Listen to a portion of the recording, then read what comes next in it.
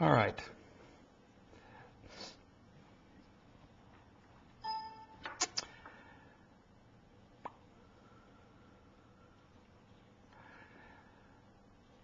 So the question is, getting affection has always been an important way for me to feel filled up. Now that I'm not in a relationship, are there replacements for physical affection with a partner? Should I get a body pillow? Small dog. And I'm not trying to be funny about this. I know you're not. You could get a body pillow. I mean, that would give you at least a sense of, physical comfort. I know you're not joking. I mean, when I was all during college, I used to suck on a pacifier for a similar reason. And I'm not joking about that. And people used to come by and laugh at me until I stood up and I was 6'1" and 230 pounds, and very few people continued to laugh after that. There are odd physical requirements that we have. And if a body pillow helps you for that, then great. But I can tell you that the more unconditionally loved you feel, the fewer odd physical requirements you have. That may not get rid of all of them, but if you need some sort of, bizarre thing, like some sort of huge pillow to hug or whatever, great. I'm not sure I would afflict my need for physical affection on a small dog unless you're ready to take care of a dog for the rest of your life. That's up to you. But maybe, as long as you're willing to take care of one, great. That's why people get dogs. Although in this case, it turns out that the main reason we get dogs is to give us somebody to love. But it does give you that kind of, touchy physical satisfaction of touching. But I'd keep at loving people, and I'd keep at, giving people oodles of opportunities to love you, and then in the meantime, look for whatever is physically satisfying. You're going to have to figure that part out. But real love is the main thing.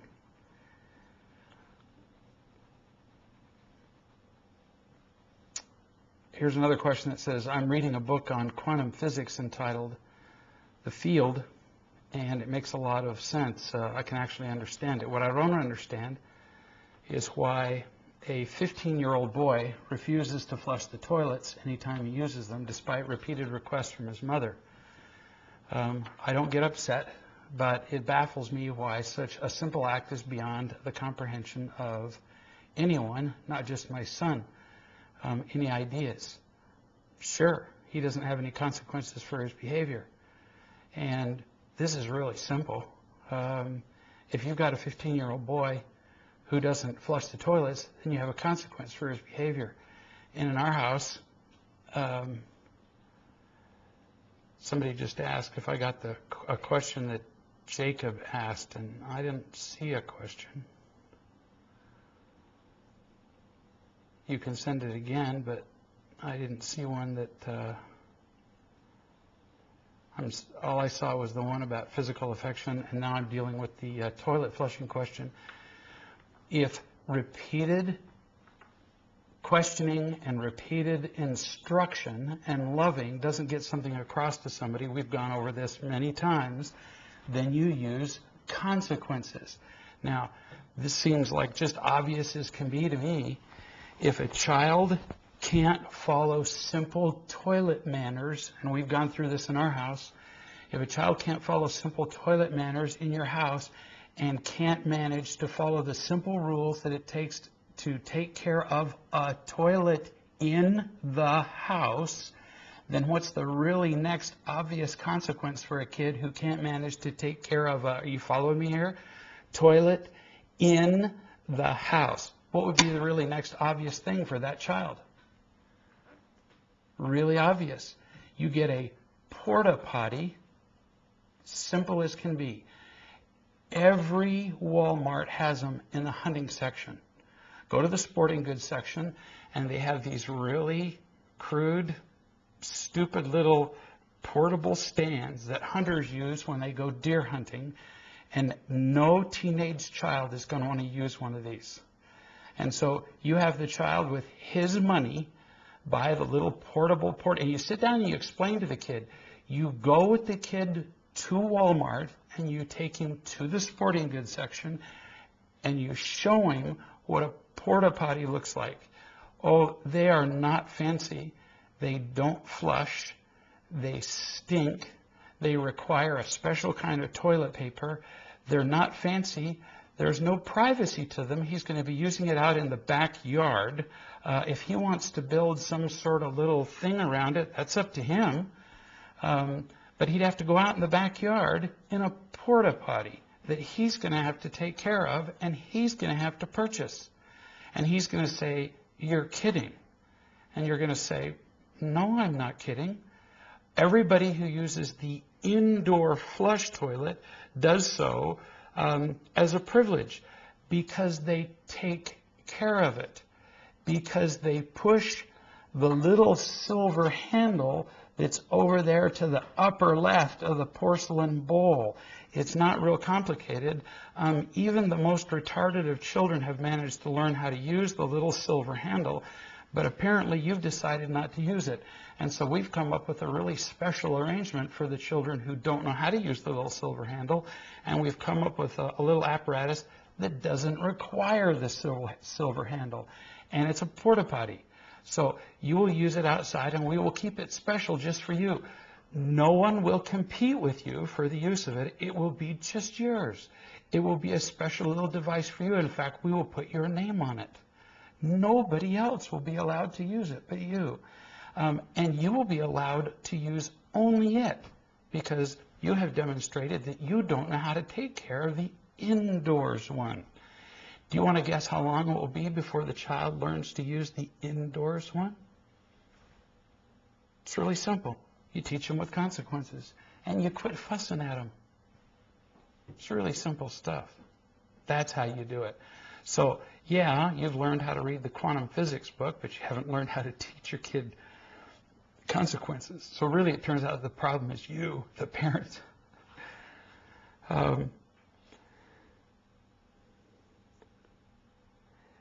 Jacob wanted to know if Santa is bribing kids when he says, "If you'll be good, I'll give you a present." Yes, I think that Santa is a delightful, jolly old elf, and I think he'd make a lousy, unconditionally loving parent. I agree with you. I do think he's bribing kids. You're right. And that was pretty sharp to pick up on.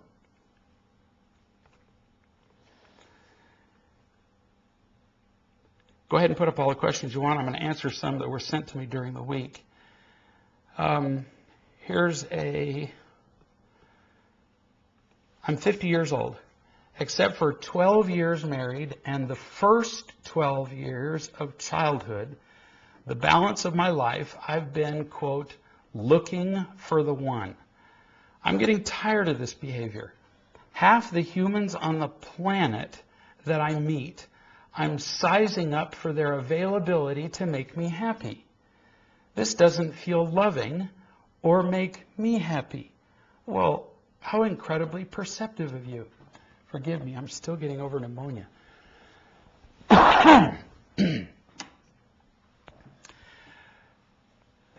When we count on somebody else to make us happy, what we're doing is prospectively using other people. We're counting on them to supply us sufficient imitation love to fill our buckets. And it's a real crock. It's a lie that we tell ourselves that other people can make us happy.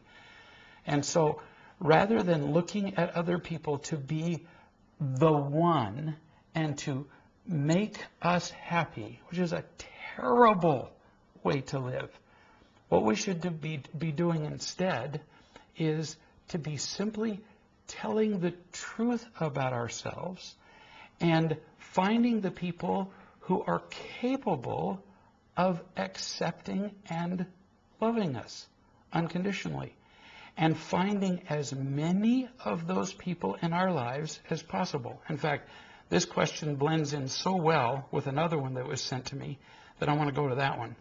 Sent by John, who on a welcome back, I've missed him. John said, I need to find a soulmate. I need to find someone who is my source, who will be my yin and I will be their yang. In fact, at first when I read this, I thought John was serious, and I thought John had gone off the deep end, taken his train completely off the track, and that we were going to have to send somebody to administer CPR in Florida. And then he continues, whenever I hear these statements, he says, I think to myself that they are statements that allow some people to wrap themselves up in whatever their current didn't say this right. Whenever I hear these statements, I think to myself that these are statements that allow some people to wrap themselves up in whenever their current relationship is failing or their previous relationships have failed. Quote, the person I was with was not my soulmate. That is why my relationship failed. What is a soulmate really? Maybe it is someone who does what you want and gives you what you want all the time. This person would be the endless source of your need for imitation love. In this case, the yin is the imitation love you give to them, and the yang is the imitation love they give to you. However, eventually, there will be an inequity. The balance of the yin and yang will be off. You will find yourself looking for other sources to supply that lack of imitation love, and you will say to everyone, well, that person was not my soulmate, and the cycle just starts again as you run from relationship to relationship. I see it this way. It's much easier to put your faith in a nice phrase than it is to take responsibility for your life and begin to tell the truth about yourself so that you can actually find your own soulmate, real love. People spend their entire lives looking for that magic someone instead of trying to find the miracle of real love. Notice the difference between those two words. Magic is something that happens without your doing anything. Magic is like the lottery. Magic hits you like lightning out of the blue. Boom. Everything's fixed for you. It's the knight in shining armor that comes and fixes everything for you. It's the princess that comes and just fixes everything in your life. Whereas a miracle is what happens to finish out the rest of your life after everything else that you can do. So you tell the truth about yourself. You do everything that you can do. You're responsible. You're loving. You're truthful. You work as hard as you can. You tell the truth about yourself to people, and you allow as much unconditional love in your life as possible to come into your life. Then you share that with others. And the miracle is that as you share that love with other people, the love in your own life continues to grow. It's an ever-increasing cycle that you can't account for mathematically, one for one. The more you love other people, the more comes to you without them necessarily returning it to you one for one. That is a miracle, but it's not magic. See the difference? So these two people are asking a variation on the same question. Most people spend their whole life looking for magic, hoping somebody will come along and cure them, fix them, make everything different. That's not going to happen. Whereas if we simply tell the truth about ourselves, miracles will happen. Real love will come into our lives and heal us in miraculous ways. Is there necessarily one soulmate for us out there? I don't believe in that. But there are many people out there who have the capacity to come into our lives and love us unconditionally. And that is a miraculous experience. It's transforming. But it's something that we prepare for. There's an enormous amount of preparation that goes into attracting into our lives the kind of person that we are ready for.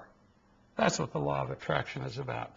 Not sitting around on our backsides doing nothing and hoping that something will just magically occur. And that's what a lot of people are hoping is going to happen. And it ain't going to happen. That kind of hoping for a soulmate is such foolishness. And it's what people are looking for on dating sites. And that's why they are endlessly disappointed. Then they leave their relationship, which was a huge disappointment, and they jump right into another one. And they're surprised at how that one turns out to be just the same, even though in the beginning they thought it was vastly different. Well, there's all kinds of luster in the beginning that looks different, but at the core, it's the same rot, so to speak.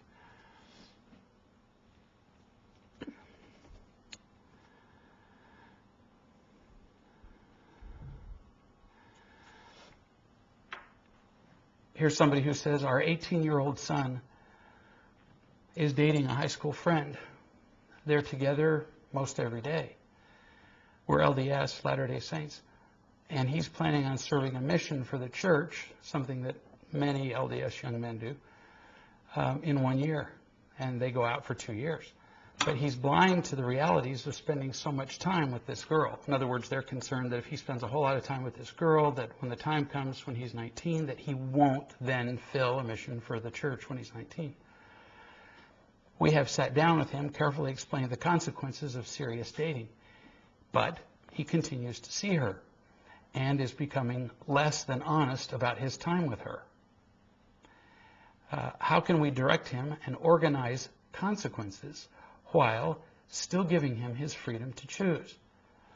Well, the reason that he's being less than honest about his time with her is because you're being more than disapproving about what he's doing.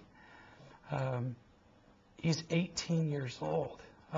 It's too late to apply consequences to him. He's way too old for that. You've had 18 years to teach him what's true, what's good, what's right, what's moral, what will do him the most good in his life. And now he's at the point in his life where he's going to practically apply what you've taught him. So, welcome to the laboratory. Welcome to the field trip. Now he's going to apply what you've taught him. And you get to just watch. Now, that doesn't mean that periodically you don't get to sit down and say, can we talk about your relationship with Susie? I want to emphasize that you're 18 years old. And you get to choose what you do in your relationship with her. So before we go any further in our discussion, I want to emphasize that what you do is your choice. I just wanted to have a discussion with where you see this going and what's happening, and just, want to learn what's going on. If you start a discussion with an 18-year-old saying, the choice is yours, and I just wanted to learn what was happening, and then in the course of the discussion, you might sometimes share some of the wisdom that you have learned over your 150 years. But after 18 years, you get to lighten up more and more on the teaching. You really do. After our kids graduated from high school, I was done. And I never again offered them advice about what they did unless they asked. I was finished. When you offer advice past a certain age and they don't want to hear it, now pretty much you're guaranteed to drive them into a decision you didn't want them to make. Now they'll fight you just because you offered your advice. If you have any doubt about that, look at the behavior of your son. They'll start hiding stuff from you. They'll start resenting you. They'll start hating you. After you've had 16, 17, 18 years to teach them, now you pretty much have to trust what you taught them, don't you? And love them.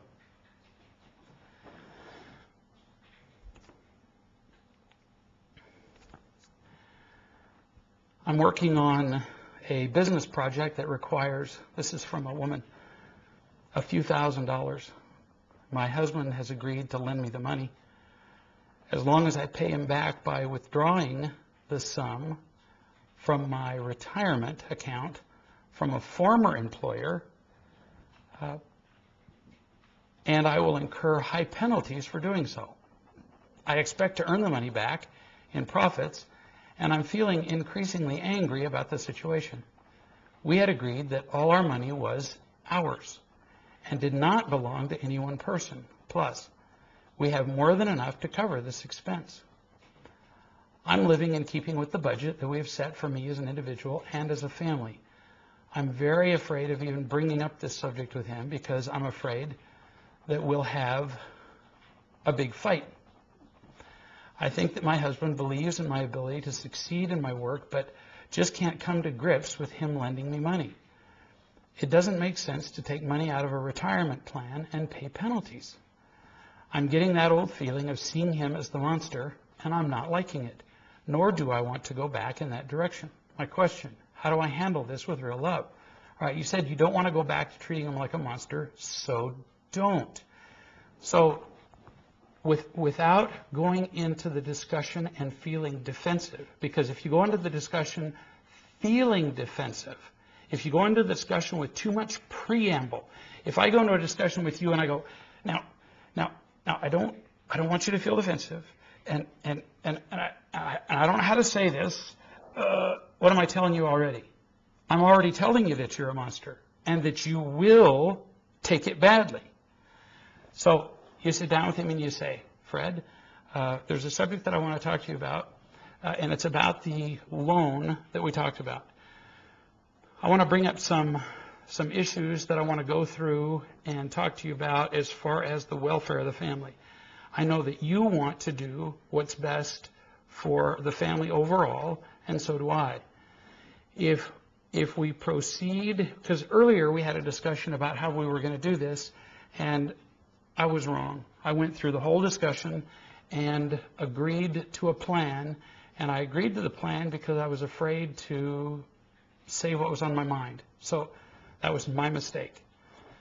I want to go back and revisit our discussion and talk about what I think would be a better plan for us, because if we do it the way that we proposed, it will cost us, you and I, together more money, which is overall a detriment to the family. And since you and I agreed that our finances would be combined, then if I do it the way where I pay you back out of the retirement fund, and you've got to have the figures right in front of you so that it's all right there in black and white for him to see, so that you can go, if we do plan A, that's where the plan you already agreed to, and I pay you back out of the retirement fund, that will cost me $467 in interest. If we do plan B, which is what I propose we do now, which is just that we use the family funds, where we just regard our funds, your funds and my funds together, and we use our funds to fund my project. If we do that, we will incur no interest funds, or no interest penalties, and we'll save $467. So my proposal is that we use the combined family funds to fund my business venture, and we'll save money. Do you have any objections to our doing it this way, even though originally I proposed it and agreed to a different plan? Do you have any objections to that?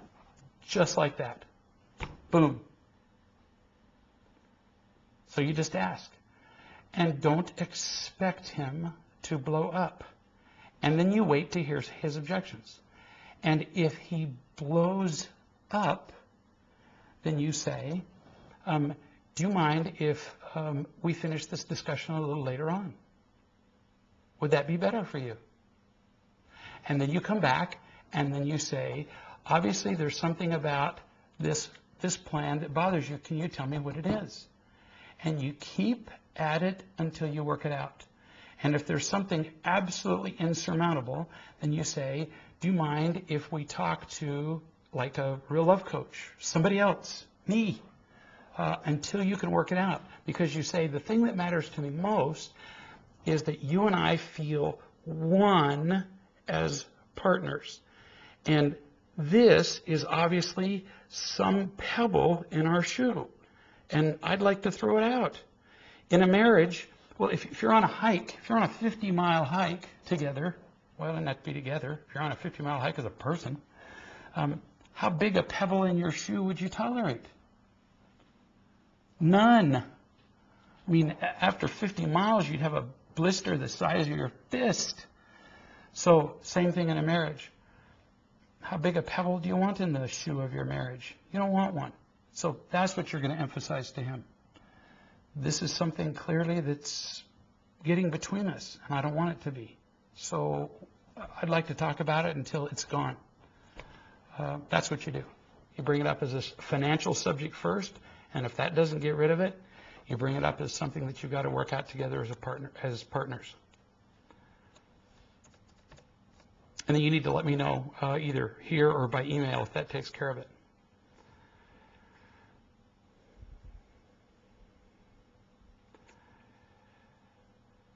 Not getting any new questions, so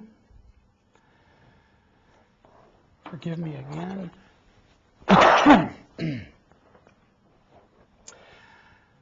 I'm 40 years old, and I've been in a relationship with a woman for more than a year. After several months, I could see that it wasn't going to work out, but when I tried to leave her, she became hysterical and begged me to stay and try to work it out. I did, but it still didn't work. The next time I tried to leave, she actually cut herself with a razor blade. You would never guess this about her, since she's a professional woman who's intelligent and well-spoken. I don't know what to do. I want to leave, but I don't dare, because she has threatened to hurt herself or even kill herself if I leave. So here's a 40-year-old guy who's been with this woman for more than a year, and he can't leave because he feels he can't leave because this woman is threatening to hurt herself if he does. This is known as the old hostage trick, and it's used in many contexts. If you don't recognize it here, you may recognize it in some of your own relationships. It goes like this. If you don't do what I want, here are the blanks. I won't love you. We use this, we hear this from our children, we hear it from our spouses, from our bosses, from almost everybody in our lives, from our parents when we were children. If you don't do what I want, I will be mad at you. If you don't do what I want, I will leave you. If you don't do what I want, I can't possibly live. Adult children do this with us. They come to us and they say, if you don't give me money, I couldn't possibly survive. And so we give our adult children money forever. The grandchildren couldn't possibly survive. There's so many variations on the hostage trick. If you don't do what I want, I will kill myself. This particular one that he's iterating here is maybe an extreme, but it's just a variation on a theme. There's only one possible answer to all of these threats, and the answer is, okay, go ahead. Because otherwise, there can be no real relationship. Only a hostage situation. Really. It makes real love impossible. It creates a situation of a living death. By cutting the strings, you make loving and life possible. It sounds cruel. It's not. It's actually more loving. So when he says to this woman, when she says, well, if you leave me, I'll kill myself. Well, I've heard this particular threat dozens of times from one partner to another. I've heard it actually spoken to me on several occasions. Well, you have to stay on the phone with me when I'm talking to people or I'll kill myself. No, actually, I don't have to stay on the phone with you. One lady said, if you don't stay on the phone with me right now, I'll go into the next room and kill myself. Well, then I'll read about it in tomorrow's paper. And in all the times that I've had it said to me, and in all the times that I've heard it said from one person to another, there hasn't yet been one person die. Now, that doesn't mean that it won't, but if it did, that still has to be the risk we take. Otherwise, you will be held hostage by every person who ever threatens you. See that? Otherwise, all anybody ever has to do in your life to hold you hostage forever is walk up to you and say, if you don't do this, I'll blank. Be mad. Won't love you. Shoot myself. Are you kidding? So you'd be a slave to every potential suicide on the planet. That's insane. And that person who has threatened to kill themselves will also be a slave to you. Do you get it? They'll never be free either. This woman is just as much a slave to you as you to her. She'll never grow. She'll never find real love. She'll never be happy because she'll be stuck in an absolutely sick relationship. Somebody has to tell her, no, this isn't the way relationships work. They don't go like this. So you're going to have to be cut free from me. And so what I'm suggesting to you is you tell her, so here's how you find real love. Here's the name of the book. Here's the name of a real love coach. Here are some things you can do. Here's the website. Here's the video chat. You can give her a list of a full dozen ways she can find real love easily. I'll email her a list of a dozen things. And if she chooses not to do them and chooses to kill herself, well, then she's chosen to end her life. But the way she's living now is a living death anyway. She's already dead. Absolutely miserable. But you can't stay with her for that reason. That's just horrifying.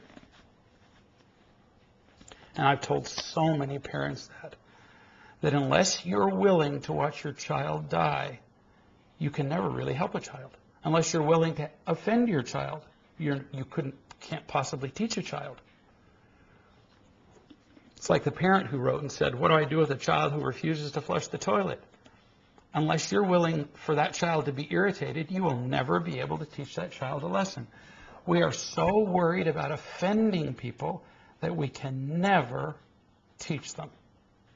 And that's how most people remain untaught, is by threatening to be hurt, offended, victimized, I'll have my feelings hurt.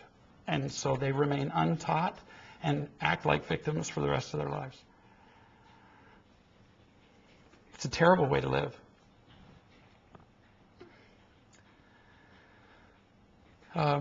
Keith says, I often experience that when I tell Lorelei something she doesn't listen or get me, and when I ask her to repeat what I just said, she often gets angry and defensive and tells me that I'm controlling her by asking her to give me back what I said. I just want to be heard. It's a great source of frustration, and it's hard for me to be loving in these situations. Any suggestions? Yes. Now, if you demand that she repeat back what you just said in that moment, and you demand that it be said right then, you might be controlling her. And so if you say, I insist that you repeat back what I just said right then, she might get a sense of being controlled. Whereas if you say, so I want to get some sense that you heard what I said. If you feel irritated when you say that, and she says you're controlling her, she's right. Because if you're mad, you are controlling her. You are, whether you mean to or not. Even if you say it's just a request. But talking to her, whether he's controlling you or not, it's still important that you listen to him. So see, even when somebody's mad, it's still a plea to be loved. So it's the hardest to love somebody when they're being angry, but that's when they need to be loved most. Do you see? So I would say what sound like contradictory things to both of them, it's really the same thing. I would, if only Keith were speaking, I would say you've got to be more loving to her when you make the request to repeat back what you're saying. And if I were only talking to Lorelei, I would say ignore his anger and repeat back what he's saying to you. It's always about whoever you're talking to being more loving. So does that make sense?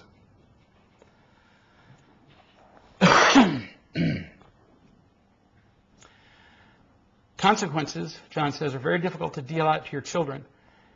It is much easier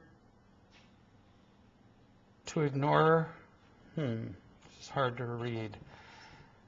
It is much easier to. Oh, it's so much easier to ignore their behavior. Yeah, no kidding. I find myself slipping in this area. Take, for example, hitting. My 3-year-old son will sometimes play fight, and then sometimes he will actually hit others. He was play fighting with his 7-year-old cousin the other day. I let them continue right in front of my brother-in-law, who got mad at me for not stepping in, and then got mad at his son for not defending himself. I told my nephew that it was okay to let my son know when to stop. And if he does not stop, that he can hit him back so that he understands that the activity is over. When other kids at day school hit him, he tells me he does not like it, that it upsets him. So it was my thought that if my nephew stopped my son by himself, he would further understand that it makes his cousin mad and upset when it hits him, when he hits him. I do not think I handled this correctly. I want him to learn without me giving out the consequences of removing him from the playgroup. Where you screwed up is that you told your nephew that it was okay to let your son know when to stop by hitting him. It's never good to tell your son in the presence of another kid, to tell the other kid, yeah, it's okay to tell my son when to stop by hitting him. Never tell anybody that it's okay to hit. Now, it is sometimes hard for a kid to understand the difference between play fighting and going beyond play fighting. But it's really easy to tell the difference. You tell the difference when the other kid wants to quit. And so what you do is you tell your son and you tell the other kid, if possible, this is really simple. At the beginning of the play fighting, and you tell your kid to arrange this with the other kid before you start. Before you start play fighting, you make an arrangement that the instant you want the fighting to stop, you say the word stop. Or if in the process of fighting the word stop is too easy, because sometimes when people are fighting they'll say, oh no, stop, because that's such a common word. Come up with a key word, prickly pear, something, cactus, something, because it's not a common word. Otherwise fights tend to stop too easily because the word stop comes out of kids' mouths too quickly, and then they go, no, I didn't mean stop. See? And then later they go, well, no, that time I really meant it. Do you see how arguments start? So come up with a key word. Cactus, something. A way to stop the fighting. On the other hand, if you haven't arranged the key word ahead of time, you got to tell the kid that if a kid that you haven't arranged a key word with ahead of time says stop, you're done. And if the kid says, well, but I was just play fighting, it doesn't matter. Everybody has to understand that no or stop means you're finished. Just like men have to understand that when a woman says no, no means No, you're done. Well, it works the same with guys. If you're hitting a guy and he's tired, you're done. It's just like teasing. Teasing isn't teasing if the other person doesn't find it funny. And that shouldn't require the word stop. And that's something every man, every woman, every kid should be taught. If you're teasing somebody and they're not laughing with you, then you're done without them saying anything. See? And that's something you teach a child. You tease somebody and they frown, you're finished. It's over. It's the kind of sensitivity that we can teach our children that I was never taught. I was a merciless teaser, and I should have shut up long before I did. I was also mercilessly teased, and I didn't know how to get it to quit. So these are really important lessons. So you did good in that you were paid close attention to the fact that it should have somehow stopped before it did, but teaching a kid to stop it by hitting your son was not a good way. Better than with a gun.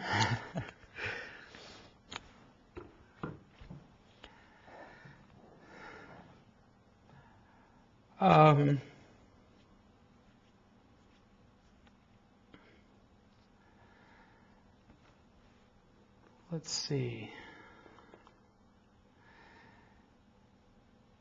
A therapist I know, this is another person, is in a relationship with a man who is spiraling toward committing suicide to the point where he's made funeral arrangements with the Neptune Society. I have no idea what the Neptune Society is. Somebody's going to have to school me. It's been a while since I've heard of something I hadn't heard of before.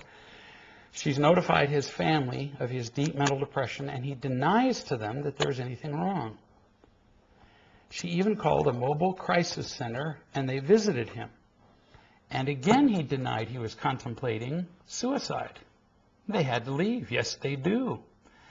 Now she's asking that I call this retired colonel who believes himself to be a failure in the civilian world and in his personal life to see if he's willing to speak with another man. I've emailed him, but he's not replied, which seems to be his pattern. Any suggestions? Yeah, you go with the therapist over to his house. That's what you do. That's the only thing he'll pay any attention to. If this therapist is actually in a relationship with the man, the only thing left is to go over there and sit down next to him and talk to him and say, you understand. He's to the point that if he's making funeral arrangements, he's not joking. And if he's had a mobile crisis center go and visit him, I'd go over there and visit him in person. A phone call's not going to do it now. He's way past phone calls and emails. I'd go over there with the person that he's in a relationship with and have her introduce you and have her stay in the room and have her say, look, this guy's here because I know you're serious about it, and he's going to talk to you about some principles that have made a difference in my life. And then you say, look, I'm not here to change your mind.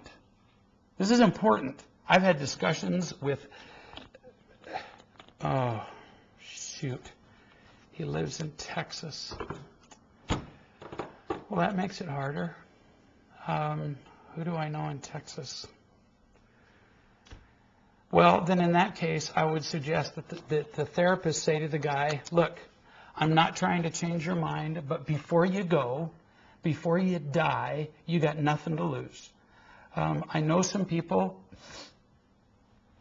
who have made a big difference in my life, and you got nothing to lose before you kill yourself. She's got to talk to him just this straight. And since you got nothing to lose, get on a plane. And if she comes out here, I'll talk to him. And if she goes to where you live, you could talk to him. But if he's going to kill himself, what's she got to lose? I'll spend an afternoon talking to him. You would. But she emphasizes, I'm not trying to talk you out of this. And if she gets on a plane, what's he going to waste at most? He's going to kill himself anyway, and he's going to blow all of his financial assets. What is spending a few $100s to get on a plane and go talk to somebody? So he comes to Georgia. I'll spend 4 hours with him, and she emphasizes, I'm not going to try to talk him out of it either. I've talked to many people who are contemplating suicide, and I do not try to talk them out of suicide. That's not my goal. My goal is to introduce to them principles of real love that they've never heard of before. And I tell them, look, before you kill yourself, and I talk about it like they're going to do it. Before you kill yourself, why not listen to the one thing in life that's worth living for? What do you got to lose? Worth a shot. So far, I've seen that be uniformly effective. But what if it isn't? What if you talk to him about real love? I do, you do, somebody does, and then he goes and kills himself. What did we lose? He was going to do it anyway. So that's what I'd recommend. He's got to talk to somebody in person.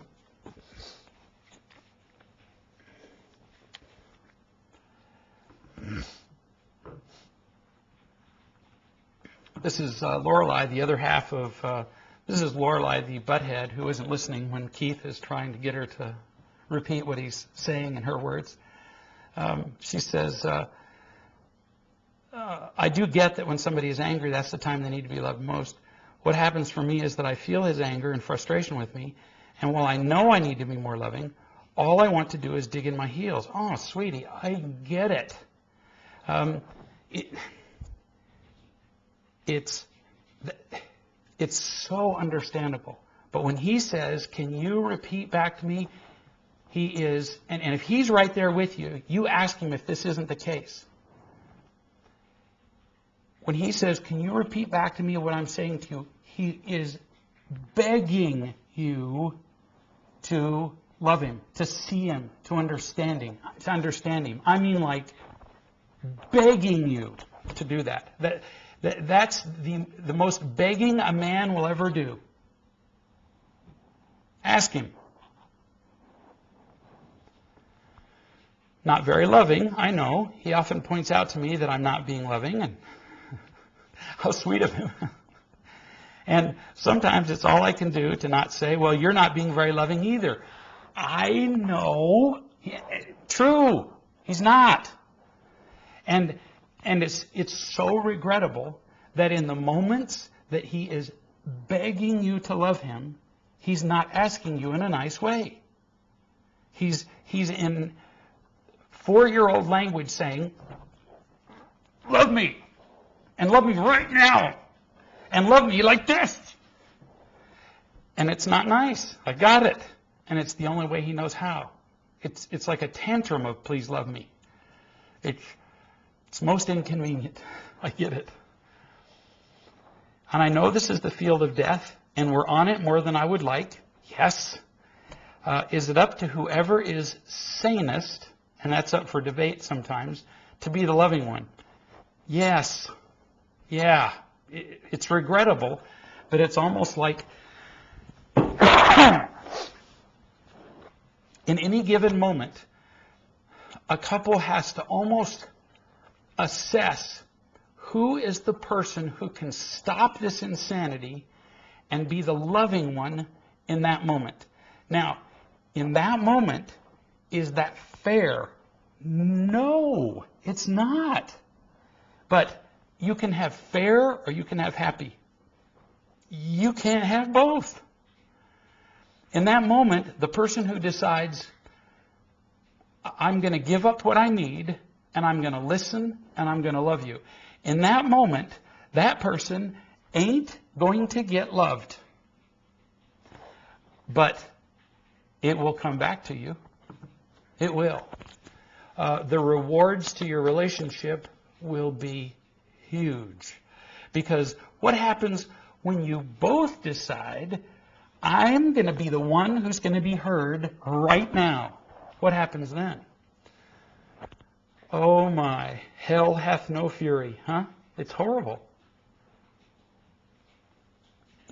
So somebody's got to make the decision to break out of the insanity, or you both just go crazy together and straight into the mouth of hell. It's just terrible. So anyway, the person who asked about the man living in Texas, let me know if there's something I can do, because that's pretty serious stuff, and you can't always save somebody who wants to kill themselves, but if there's something we can do, let me know. I really thought I was being loving by allowing my son to experience what an older child can do when they have had enough of him playing with them. Once he experienced it, I thought I could relate back to natural consequences of hitting others. Thanks for the insight. See what happens when you take a long sabbatical. No, you didn't do bad. I mean, you gave it your best shot. The mistake wouldn't have been sitting back. It would have been less of a mistake to sit back and just let the kid hit him. The big mistake was instructing the other child to hit your son. That was the big mistake. And letting your son hear it. Do you get the difference? That was the big mistake, was letting your son hear you say that to the kid. Whereas if you had just sat back and let the other kid hit your kid without saying anything, actually that wouldn't have been much of a mistake at all. That would have been a natural consequence. Hear the difference? A natural consequence would have been just being quiet and let the other kid hit your kid. And I would have gone, cool. But you told the other kid to hit him. That's not a natural consequence, see? You told him to do it. Bad. How can I best coach a mother and her son who refuses to cut the... Oops, hang on. The page went blank. How can I best coach a mother and her son who refuses to cut the cord to her 19-year-old son, who refuses to create a life for himself, who uses his rage to manipulate his mother into doing things for him, and then blames her for all his unhappiness? It's really pretty simple. It's about natural consequences. It's always about natural consequences. When a kid won't listen to instruction and to love, and you've got a kid who's 19 years old and he's rageful, and he blames the mother, and he's screaming at the mother, and he's manipulating the mother and blaming her for his unhappiness, then you say, hey, this is easy. If I'm the cause of all your unhappiness, then this is really simple. We will simply remove me from causing all of your unhappiness. She needs to get out of his life. But see, she thinks she's absolutely indispensable in his life, and she's not. She needs to help set up an independent life for this kid so that she can get rid of her guilt. And if you've helped cripple a child, actually that's fairly important. Because if you've wrapped an umbilical cord around a kid's neck for his whole life and made him dependent, you can't just cut it and run. You've got to sort of slowly let it go. And by slowly, I mean like over several months, not like years. And so set the kid up with an apartment, maybe pay his first couple of months rent, maybe. You're going to have to figure this out on your own, but we're talking about a couple of months, not year. Couple of months rent, pay a deposit, help pay his first couple of months utility. And then you tell the kid, I really hope you find a job, but you don't go find a job for him.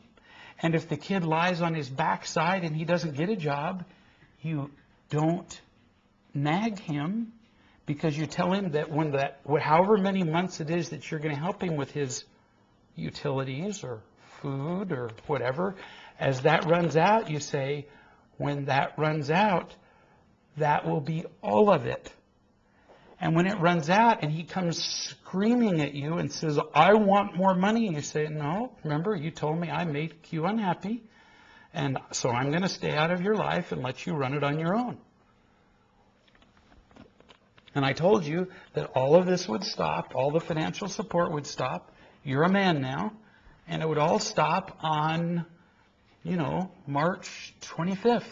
And you've known this for actually 20 years that you were going to be kicked out of the nest. For 20 years you've known you were going to be independent. Not just the last 3 months, but for 3 months you've known the exact date. And then when he says, well, they're going to kick me out of my apartment, you go, thank you for that information, but what is that to you? And if he has to go and spend some time in a homeless shelter, well, then life is hard. But do you get, we're back to the thing that we talked about earlier, which is the old hostage trick. And that's the kid coming to the mother and saying, but if you don't give me money, then I'll die. No, he won't. No, when he gets hungry enough, he'll actually show up at McDonald's and he'll say, okay, I'll finally work a shift. And then it turns out that he'll work a shift and he'll eat their meals at discount and he'll survive.